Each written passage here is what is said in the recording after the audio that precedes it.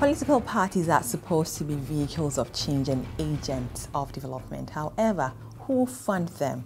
What do they use the monies for, and how does this feed into the corruption puzzle? Is politics gradually becoming a business and a shortcut to making quick money? To discuss this and more, I have with me a former banker, a former member of parliament, and a trained teacher. Kwadwo Asiedu Nketia, General Secretary of the National Democratic Congress, is my guest, and my name is Nana Akosia Kwadwo Asante Samuels. This is The Hard Truth. You are watching The Hard Truth, and we are so much privileged to have in the studio the General Secretary of the National Democratic Congress, Kwadwo Asiedu Nketia, aka General Mosquito. Welcome, sir, to The Hard Truth. Thank you very much. How are you? It's been a while. General, are you putting on, or there is something around? I can't describe. What is happening to you? I think you're looking. Nothing is happening to me. Are you sure? I'm the same old. But you are looking very well. Maybe that's what I want to say. You're looking very well. Because of what? No stress now. The stress level maybe has reduced. Yeah. Because the difference in operating in government and. But how is it? How are you feeling? Opposition is it a fun a period to be in? You're in opposition now. How is it feeling like? No. I've been there before. In opposition, there are certain things. No, but you in particular were preaching, the NPP are never coming back. What happened, General? What happened? 2016? I never preached that. Oh, you said that a lot. It's impossible for NPP to come. No, maybe you are quoting a different person. You said that. No. What did you say then? I've never said that. Okay. I've never said that. Then why do we try to build a multi-party democracy? Those who don't believe in multi-party democracy think that it's impossible. So I don't. But weren't you hopeful the NDC was going to be in power for a long time? Come again. Were you not hopeful 2016 that your party was going to be there? Of course, nobody runs a party and thinks that the objective is to lose elections. It doesn't happen. But the reality is that once you are building a multi-party democracy, there ought to be alternation of power. So that's what makes multi-party democracy what it is. But it's great to have you again here, sir. Thank you. Now, the NDC celebrated its Silver Jubilee I think, a month ago. How would you describe, Johnson, I can call you Johnson, yes? Yes. How would you describe the development of your party over the years, and how successful has the party been in living to its ideology and principles? Well, in terms of electoral politics, I think the NDC has been the most successful political party in Ghana now.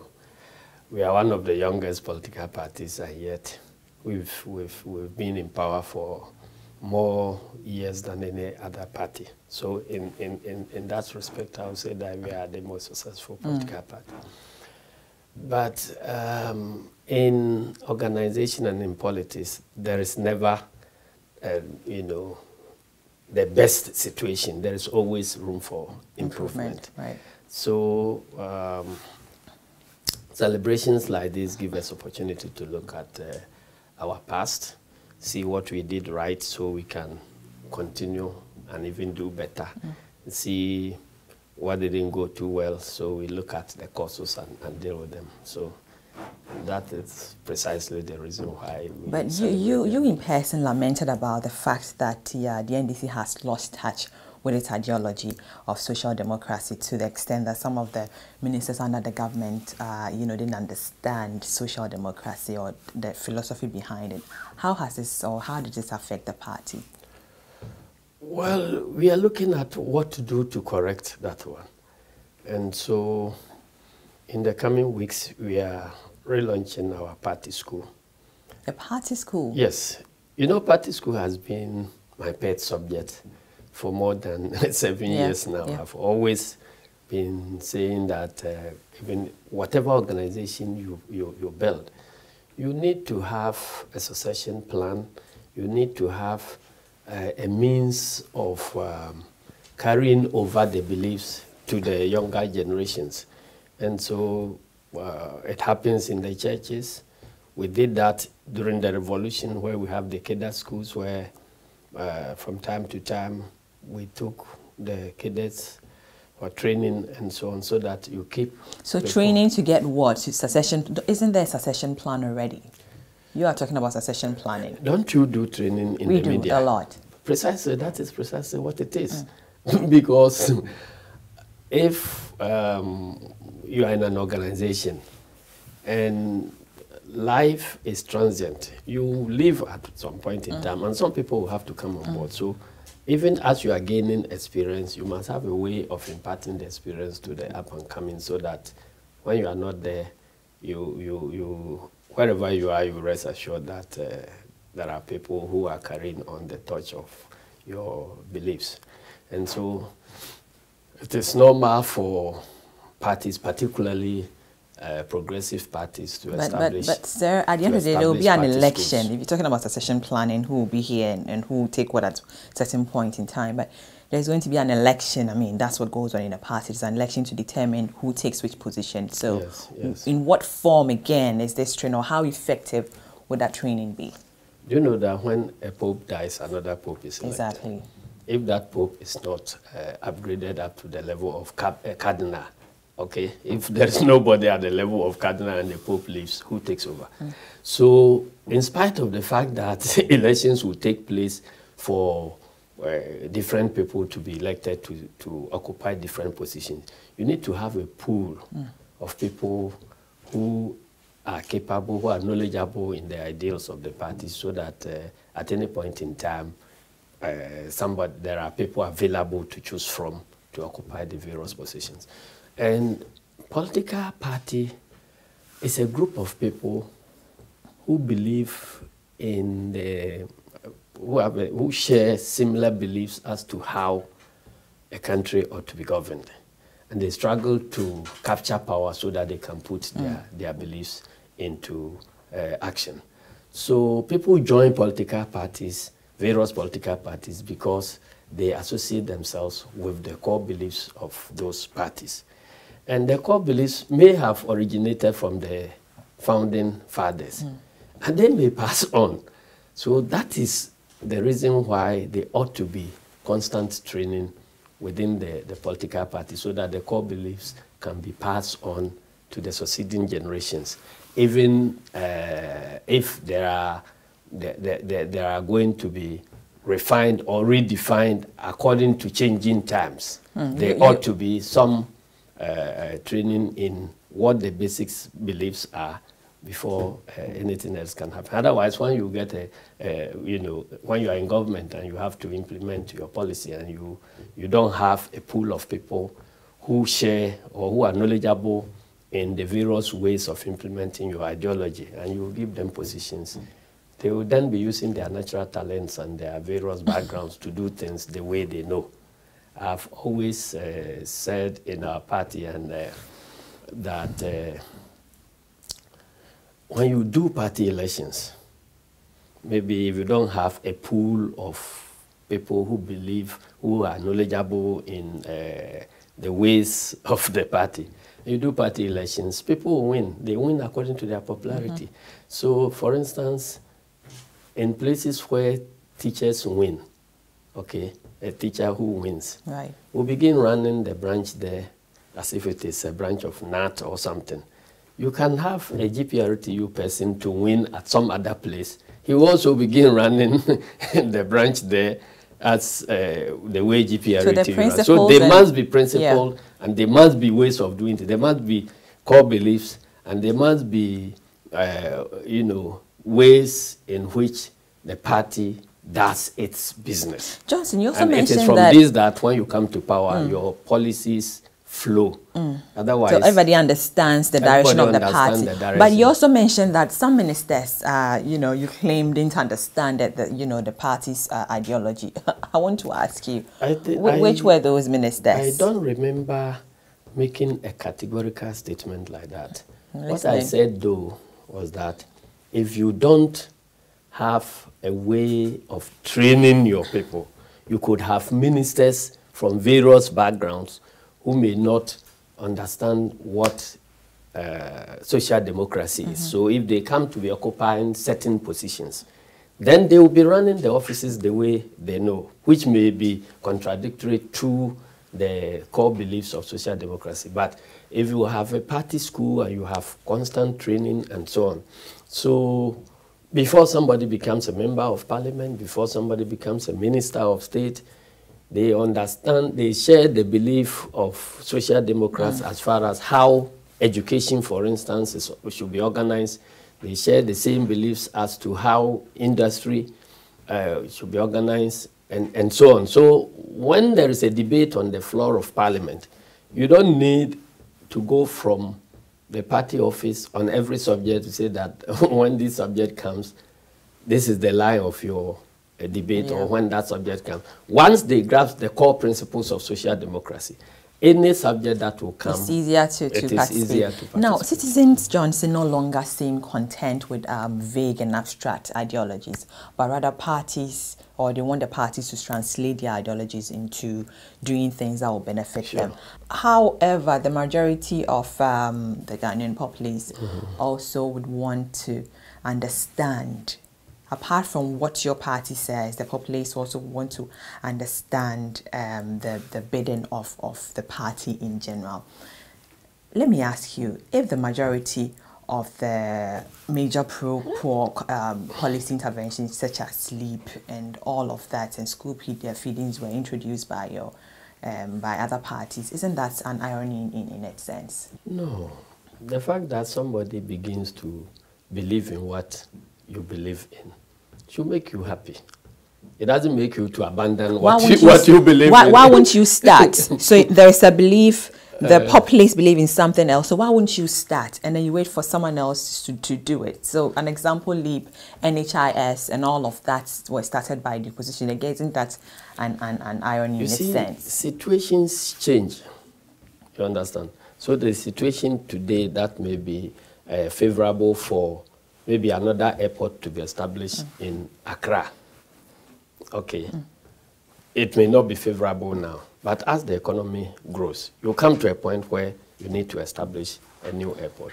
So if you believe in multiple airports for a capital city, and the situation is not right at a particular point in time, you'll be seen to be you're doing something that people don't want. So, but the fact that somebody establishes something that flows from your belief is not sufficient reason for you to to be ashamed or to abandon your beliefs. It is for you to feel gratified that, well, the people want, I was right in the first place in believing that this is the way to go. Why so then the other person... When is the right time, sir? You are talking about the time not being right. So why would people start and then you want to continue? Is that the right time? We didn't start at the same time. We were in power at a certain point in time. And then there was a passage of time. So when you were in power, the time wasn't right? We started health insurance, for instance, if that is what you want to hear. Did you start health insurance? Yes, we started this school feeding thing. We started it. But you see, when you talk about... the MPP started the school feeding and HIS. When you talk about start, yes, there are different definitions. You conceive of a project, you pilot it, then before you come to the expansion phase. So we congratulate them for not abandoning what had been cooked, and then they came to expand it. It doesn't spoil anything. So where people begin to say that, well, this is my policy, so don't go in, they don't know what they are talking about. Because you see, when you are a political party and you believe that certain things must be done in a certain way, you set up to try to convince everybody in the country to believe that that is the way to go. So if you are able to convince even your opponents who believe in something else to now come and pick your policies, then you have succeeded. You understand? Because if somebody says that he doesn't believe in this way of doing, for instance, if you go to the some of the capitalist countries which MPP try to emulate, they believe, go to America now, they believe that health insurance, for instance, is a way of rewarding lazy people. Okay, that's what they believe. So if we are able here to convince MPP that, look, this is the way, there must be social insurance, there must be social protection, and they believe in it, abandon their own policies and go for policies that lean towards our philosophy, we can only be happy. And that should not be the reason why when you come to power, and you want to continue and expand, somebody says, but that is our policy. Who said that is your policy? Where did you take it from? We'll be right back. When did it become your policy?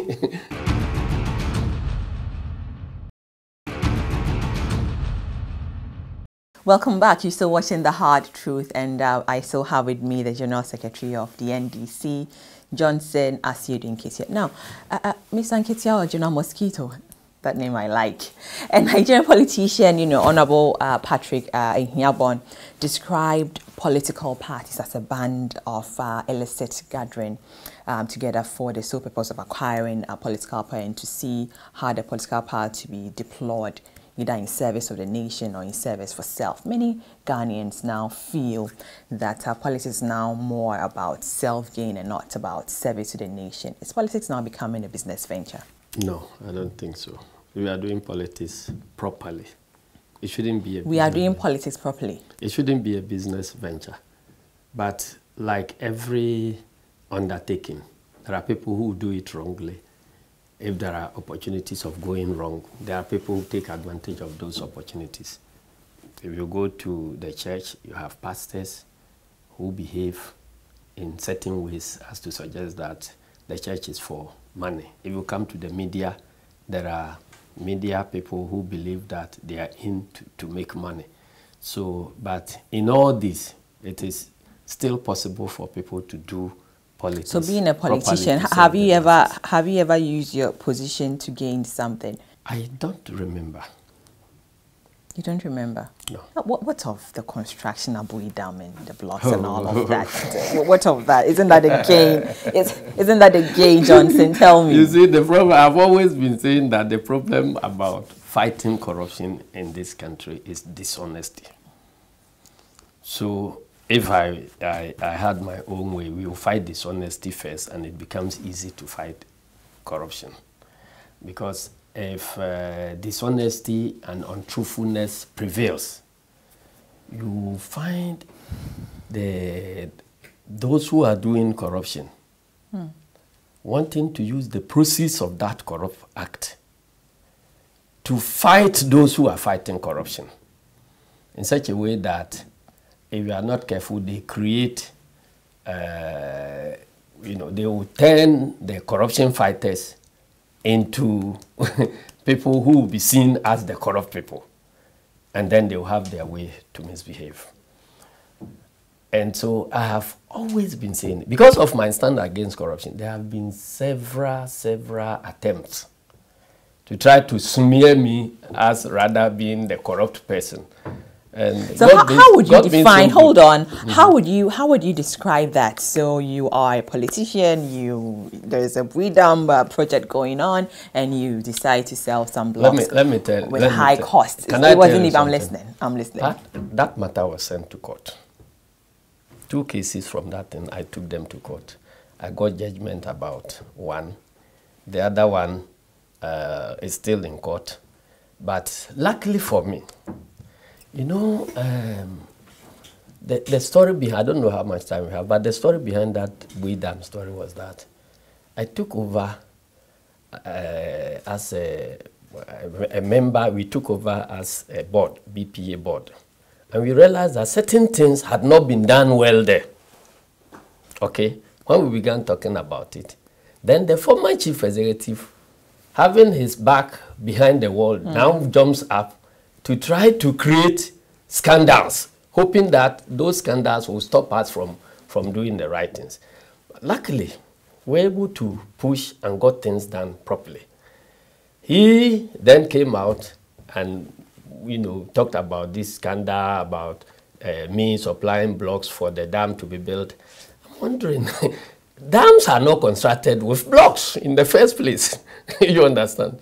So, but instead of sitting in the studio and be asking this question, if you took your cameras to go and look at the Bui Dam.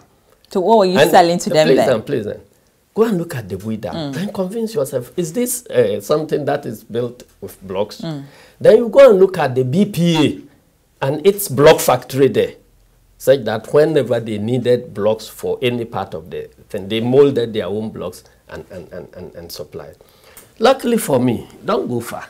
No, but General, I wouldn't want us. Listen, but did you or did you not? I did not. You did not. I did not say anything. Then that is fine. I did not. That is fine. But good. Let go to the BPA authority, BPA headquarters now. Luckily for me, that same man who was making those allegations is now the chief executive of BPA Power Authority. He now has all the powers to now take action. If what he's alleged was true, let him take action that Asiedu Nketia sold blocks to Bui.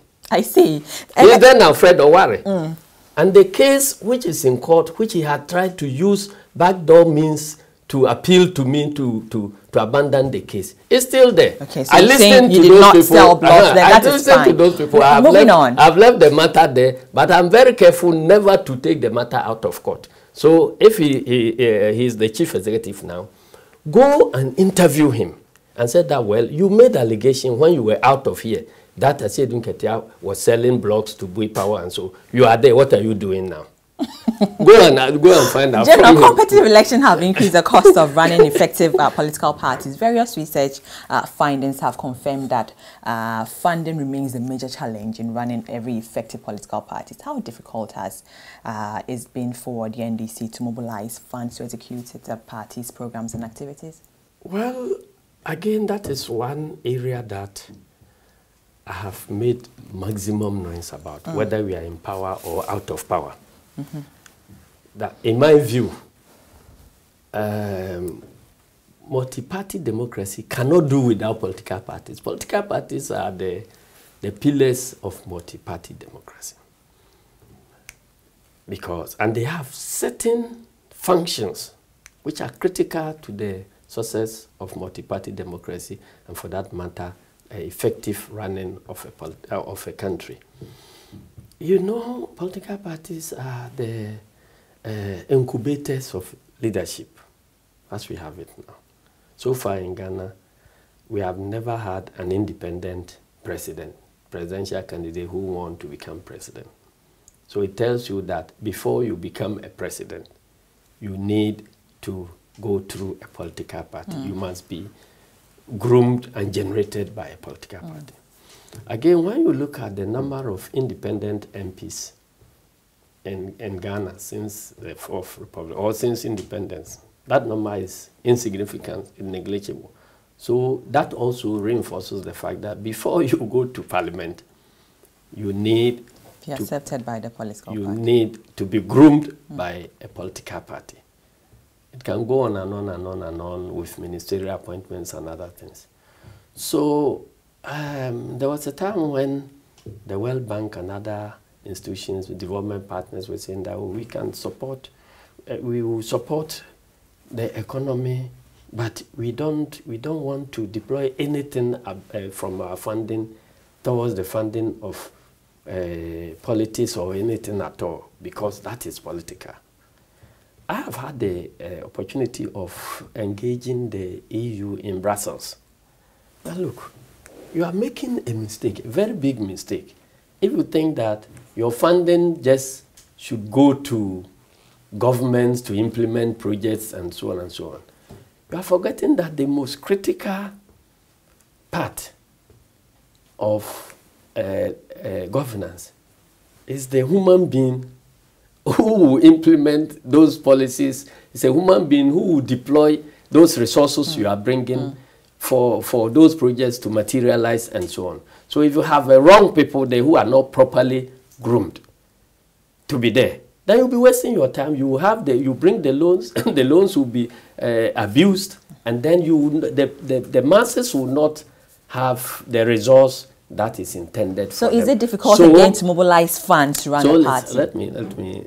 So it is wrong for anybody to think that the states should not find resources, or development partners should not find resources to support political parties. Because if you neglect that aspect of funding, you will get weak political parties that will groom unprepared or weak leaders. And then those weak leaders will win election and become weak presidents. They may become weak MPs, weak ministers. And they are the people you will be giving those big monies to go and do those projects.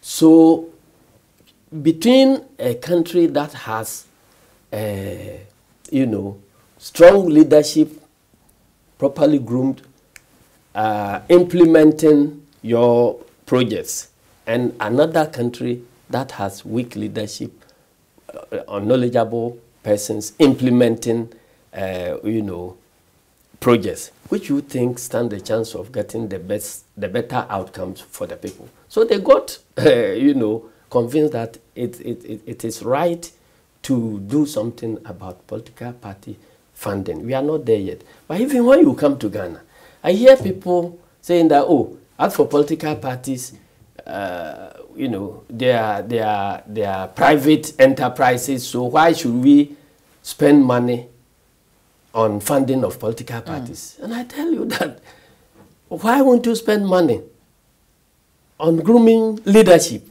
whose decisions affects your life? We'll come to that. So but I want to find out, comparing when your party was in power to being in opposition now, how difficult and how easy is getting funds? Is it when you're in opposition or when you're in power, or vice versa? It depends. We've been in opposition 8 years before. 4 of those 8 years I was in charge. We've been in government 8 years. I was still in charge, and we are now back in opposition. The difference is not too big. Are you sure? You have advantages each way. When you are in government, the advantage you have is that you have more members of parliament. So the contributions that members of parliament make becomes bigger than when you are a minority in parliament. When you are in government, you have ministers of state and government appointees who belong to your party. They have because they are receiving salaries and all that, they have the capacity to also contribute to party funding and so on and so forth. And people are more willing, for instance, private businesses are more willing to contribute towards your cause than when you are not. So what is the average of now, amount? when you come to the period when you are in opposition, you also get more contributions from the private sector when it is becoming clear that the government in power, you know, it's not performing. It's not performing. Then everybody thinks that we have to support the alternative government to take over, because business people are in exchange for what? No. In exchange for what? Look, business people, when they contribute to political funding, it is not always as people think that, let me contribute so that, what do you call it? I get appointment or I get contract. No. The biggest reason why businesses and other, even churches and other people may wish to contribute to political parties is that if you have a wrong government in place, you don't have peace in the country. If there is destabilization, nothing works.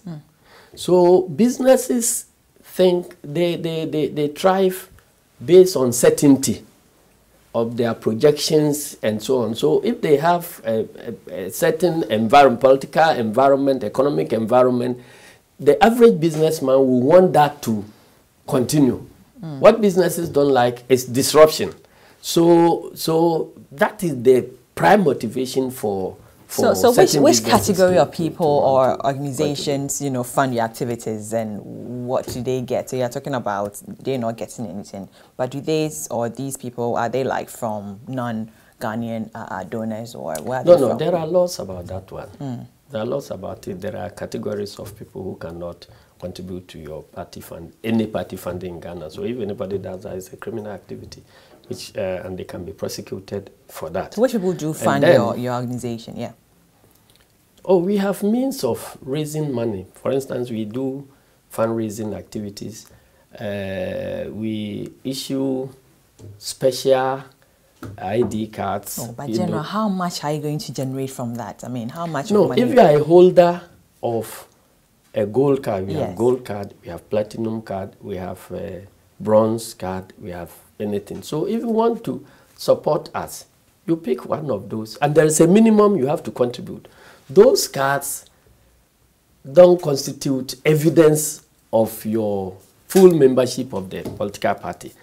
It's the ordinary card that becomes evidence of your, you know, what do you call it, membership of your political party. But beyond that, there are fundraising. Right, averagely every year, how much is in the coffers of the NDC averagely? Can you have a look at our accounts, which we file at the Electoral Commission? No, I'm asking you now. Tell me. I wouldn't be able to tell. It differs because when you are doing, when you are in election year, there are some years that are very, very active. There are so in election year, let's say in the election year, how much was that? I wouldn't be able to tell you. Why is that? If it's in the public domain, why can't you tell us? Then you go and source it from that public domain. It's difficult to, because I didn't know we are going to discuss this. If we're about to discuss political funding, then you prepare and come and talk about political funding. But generally, what I'm telling you is that it differs. There are certain years that are internal election years for the party. So our source of income increases, and because of that, our source of our disbursements also increase. For instance, if we are doing internal party elections, as we are preparing to do this year and next year, you take filing fees from all candidates, and several candidates will file for. We get that, but General, again, how much money did your party, from where you sit, how much money do you spend on the election, 2016 election? It will be difficult for anybody or any political party to be able to tell, because your conception about the expenditure of the party also differ. Because, for instance, if a candidate, the election is parliamentary and presidential candidate. So that is why when you go to the polling station, you don't have party agents. At the polling, many people don't know. You have candidate agents. So you have MP agent or parliamentary candidate agent and presidential candidate agent. So before you be able to tell definitely that this is how much our party spent on election, you should be able to get all the accounts of all your candidates, plus the presidential candidates, which not all those things feature in the account that we prepare, because this is somebody who is contesting his elections, his or her elections. He has provided his funding. You have no control about how he spends. No, he or let's she look at spends how those much. funding. I mean, So we had to spend 26 million in the launch at Cape Coast. Is that true? 26 million Ghana cedis just for a launch. I'm saying that I don't remember these figures because I don't. Anyway, I don't. General, let's look at the Political Parties Law 2000 Act. I think 574 mandates political parties to file financial reports with the Electoral Commission within 6 months from the 31st of December each year. Has the NDC, you said that earlier, I'm asking you again, has your party filed the reports to the EC? This year we have not yet filed, because there's some delay. So why did you say I should go and check? No, we are. Yeah, I should go and check. Oh, but if you want to check the other previous years, they are all there. But this one is still with our auditors. Why is that? So well, I wouldn't be able to tell about it. Perhaps we. But it's a law. We were not you have to send it. We were not able to present it in May. If you are able to present it in May, then of course maybe by the end of June something he can have some time to complete it. But this one we presented it in June, because of course when you lose elections with all the implications, even coming together and putting down your systems to be to get down to business is difficult. And again, when it is an election year, preparation of the accounts is also more difficult than ordinary years. But because of the reorganization we did, in the past we could be in arrears for maybe 1 year, 2 years, and so on. But we did some changes, and so even in an election year, we're able to finish preparation of our accounts. So it's yet to go to the EC? And it is with the Electoral Commission, so I'm sure by maybe very soon, when we received and signed, then we can go and file. Let's look at the discourse of... We hope to be the first political party to file this year. I see. The discourse on state funding of political parties, we said earlier, has been ongoing for a while now. So far, it's mostly we talk about it, it's all talk and no action. Is it that sometimes it can be realized in Ghana? It can, but it depends on the attitude of our colleagues on the other side. When they are in government, they say political party is private activity, so if you cannot fund political party, don't form one. But when they come to opposition, then they begin talking about political funding, as opposed to our constant position that political parties, some aspects of the running of political parties must be state-funded. One, because you see, you ask yourself, parties when they are in government, as you said, their funding at times becomes easier than when they are in opposition, depending upon certain variables that I've already spoken about. And so, even though I have told you that average contributors, business contributors to political funding have the objective of having an environment, peaceful environment, certain environment for their businesses and their business plans to mature. So they think that as a social responsibility, if they fund political party, they don't have any problem. And there are some businesses that will provide funding for NDC and provide some funding for MPP and so on. Okay. But there are also others who think that contributing to a political party means that you are buying positions or you are buying contracts and so on. And that part is what becomes very dangerous for. So yes, government should contribute to So I'm saying that if there are people who think that contributing money to the party means that they are entitled to certain positions, then the way to discourage those type of characters is that when states provide some money for funding of political parties, then no governments coming out of elections will feel obliged to do certain things to satisfy financiers, as it is happening in MPP now. So, or it's allegedly happening in MPP, because yes, they have said it, we haven't said it. General, let me take this break. We'll be right back.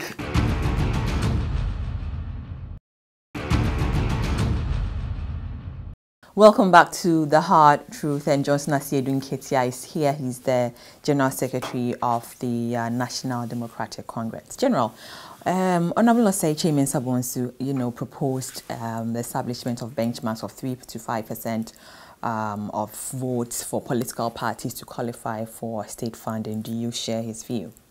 Is he supporting party funding? He is. Because you need to get the principle that we have to support party funding. No, he is. But he is saying that if a political party gets votes of 3 to 5%, then why not? You want us to eat a meal he hasn't cooked.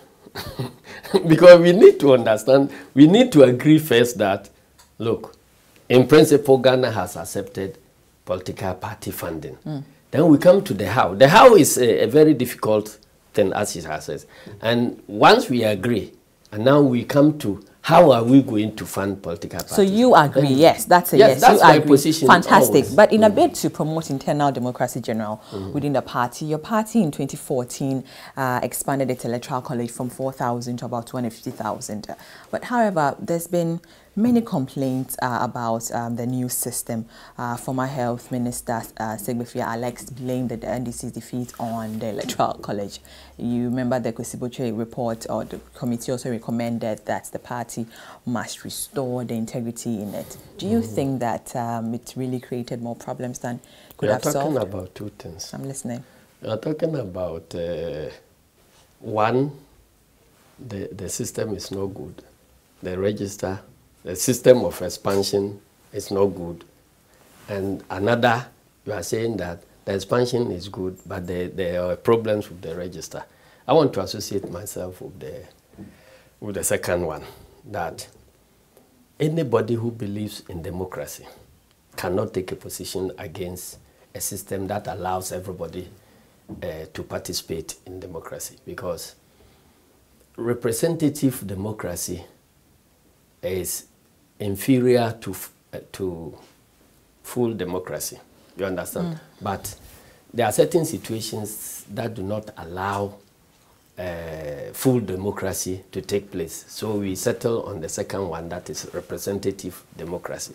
So anywhere there is an opportunity for a full democracy to be realized, I believe strongly that it is better than going for representative democracy, because there are issues about representation. If I am to, we have to take a decision. Yeah. We are 1 million people. We select 100 of us to go and take that decision as delegates. There are various issues. The delegates that are they going to take a decision as they deem fit, according to their own conscience, or they are going to carry out the instructions of the people who delegated them? It is a very difficult question that we have never been able to solve. That is why you see that delegates will represent a major body, and then when a decision is taken, the major body will be complaining. Why? It means that they've not been able to translate their views properly through the delegates to the decision-making point. So representing people is a problem, whether you represent them conscientiously, how to take a decision between what you believe in and what majority of the people who sent you to cast that vote believe in. In most cases, it ends up being the choice of the person who is standing there. So he takes his own decision and pretends that he's taking it on behalf of the larger body. So that is a difficult thing we try to cure in this expansion of our register. So it didn't affect the election in any way, as Alex is talking about or claiming? Well, there are various views about it. And to be honest with you, the register itself, there were problems with the register. Coming to that, the capture and the cleaning and the other things, there were problems with it. I want to believe that those are the problems that the Botwe Committee is recommending, that we need to sort those problems out to maintain the integrity of the register. That's what they are talking about. But it's a different thing saying that that system is not good at all. If it is not good, what else are we going to use? Let's examine the alternative and the reasons why we abandoned the alternative, and then to agree whether it is better to go back to the one we abandoned. There's a whole committee dealing with that at the level of the implementation of the report. So I'm sure the committee will look at those issues. General, you also hinted that the report shouldn't be made public, but you know, it will be made available to all card-bearing NDC members, and how can they have access to that? No, it is not going to be made available to all card-bearers. It's not possible to give Fiavi last week said here on the show that the report will be made public to all NDC foot soldiers or members or card-bearing. 4 million copies of the 450 pages. So from you, that won't happen. You are talking about 4 million copies for 450 pages. of 450 pages. It's not going to be possible. How is it going to be possible? It will be made available to those who are to implement it, and those who are to take some decisions in the course of the implementation. You understand? So, for instance, if there is a committee working on, say, the biometric register, and they don't know what is wrong with the biometric register as captured by Botwe report, how are they going to be able to do their work? So some people have... That committee will know. You have access to it. And if that committee's work, or if they need to go back to the people who captured the register on the field, and it's realized that they did something differently from what should be done, or it's realized that they need to do something differently from what they did in the past, then in going back to train them, they will know what they did wrong. So and it won't happen. We won't have access to the report ever. Who is not going to have access to the report? Everyone in Ghana won't see it. For what purpose? Not even your foot soldiers. Even the nation's constitution. Do you have a copy? I do. I see, but some top members of the party have been calling for a change in the leadership of the party, preparing towards the election in 2020. Former President Rawlings, I don't think the call is necessary at all. Because, it's not? Because opportunity will be given for decisions to be made as to whether individual members of the so, General, personal, do you think it's a time for you to hang your boot to say, well, I've had my chance, someone else should That's my decision. And I'll take it when I need to take it. That's a decision. And everybody has to take Would you go again? Would you want to run again? I'm saying that I'll take that decision when I need to take it. Johnson, is a party grooming someone to take over you? Well, or people to take over you? To the extent that our limited training goes, I would say yes. There are several people in this party that can become general secretary, that can become chairman, that can become president, that can become anything. I see. So I don't believe that when you occupy a position, you consider yourself to be the ultimate. No, it doesn't happen in any organization. Any organization that behaves like that will have no future, because individuals die, individuals grow old, and so on. So, and you see, it is also wrong for society or the organization itself to believe that you, even if you want to go, we won't allow you, or he's the best so and so, he's the best so and so. I don't believe in any of those things at all. You don't know what is ahead. How can you be concluding that, as for this man occupying this position, that is all, that is the ultimate, we cannot have a better person? Anybody who is thinking like that is missing the points. At any point, there must be people to take over from any position. Good, but your grassroots, we spoke to most of them, a number of them, yes, and they were so bitter about losing the election. They blamed it on some of the leaders not being up forward with them and a lot of issues. What would you say to them? You see, when you lose elections, everybody blames everybody. That is why we set up the Botche Committee to go and look at those things, because I don't think that it is possible. Really, if you are not communicating to them, how would they get to know, I don't think that it is possible to blame a defeat in elections to individuals. It's not possible. It's the whole organization. Because why? Do the grassroots, do they want to be in power? If they want to be in power, why would they be voting differently when they think they are upset with somebody maybe at the top? So they think they are voting against somebody and not for themselves. And those who come out to say the grassroots say this, the grassroots say this, individuals, every individual speaking will say that we the grassroots. Oh, I'm talking on behalf of the grassroots. So don't make that general, no, but I asked the person just now, so don't make that general pronouncement. That makes my point even stronger. I'm listening. You are not part of our grassroots. I'm a journalist. How can you be talking on behalf of our grassroots when you are not a member? I spoke to them, and then they said... When did they choose you as their spokesperson? Well, I'm a journalist. I talk to everyone. Anyway, let's make progress. So you're saying that? I'm saying that elections, defeat, there are various things that can contribute to a defeat.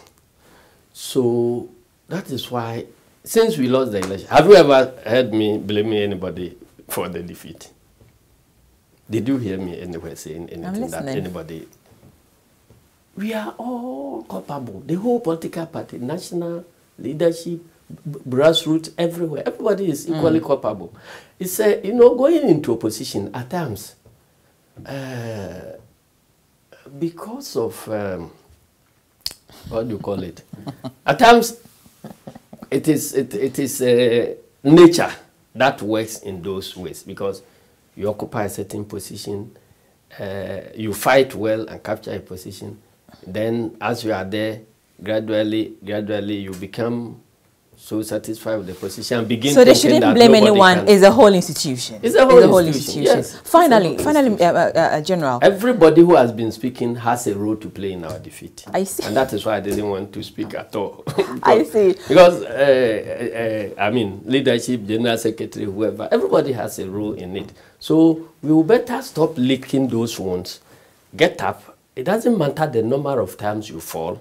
You rise up again. What matters is how many General, times we don't have time. Finally, Victor Smith, I don't know whether Victor, that's a wrong one. So Babin, Mahama, Sylvester Mensah 2020, who would you prefer as your flag bearer to lead the party? Why are you asking me? I am supposed, if I continue to be the general secretary, I'll be the person who will be the umpire. So why do you want me to make a choice? So you can't make a choice. And we have not even opened nomination yet. You have no idea who will file. So let's say they all file, the three of them file. Who would you prefer? How do you know that it is only the three of them who will what if more comes? And you want me to limit my choice to one of the three? There are many other people who will come. So it is after the closing of nominations that you can say that these are the three people who have filed. So if you're asking me about my choice, fine. There are many people who will be flying the kite. There are others who don't have no intention of filing for anything at all, but nothing prevents them from going around projecting themselves as presidential candidates if they feel good by so doing. So it's not the choice. We have not there You've at not all. Gotten there. No. 6 months, Nana, don't see performing. What would you say to his government? I support his fight against Galamsey, and I'm impressed about his resolve to remain on track. As far as the fight against Galamsey is concerned, it vindicates our position, which we held when we were in government, that Galamsey is a threat to our very existence. And the earlier something was done about it, the better. It's only unfortunate that when we started it, we didn't get the support of NPP. And we expected to get the support of Nanado himself, but it wasn't forthcoming. Now, he has learned his lesson. He has, he who sits on the saddle knows where it pinches. So he is now on the saddle.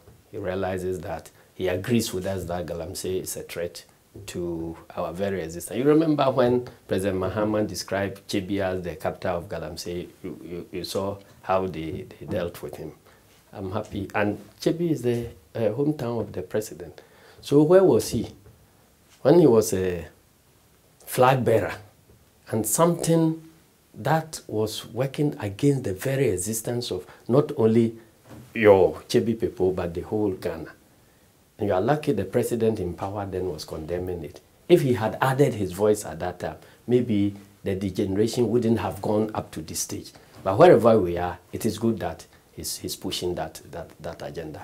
But it has dawned on him that a lot of the promises he made, he'll find it extremely difficult to implement them. And a lot of areas he faulted us. I'm sure he has now learned the hard truth. And so he will look at the education where we promise progressive introduction of free education. They insulted us. He promised that everybody will get free education. Now he has crawled back to progressive free education. And even the version of progressive free education he's trying to implement is completely capitalist. It is something that is completely different from the progressive free education that we were proposing. And what he's going to implement, if he does go ahead, is only going to benefit the rich. Because he's establishing a cutoff point. So the free, first he said it was going to be available to everybody. So all students in the second cycle institutions, we are going to get something free. And if he's doing some things right. And he's doing other things wrong. Yeah. He's doing other things wrong. For instance, I'm not impressed about the way he's handling the security of the nation at all. The way he's preaching about rule of law and still allowing impunity to take root.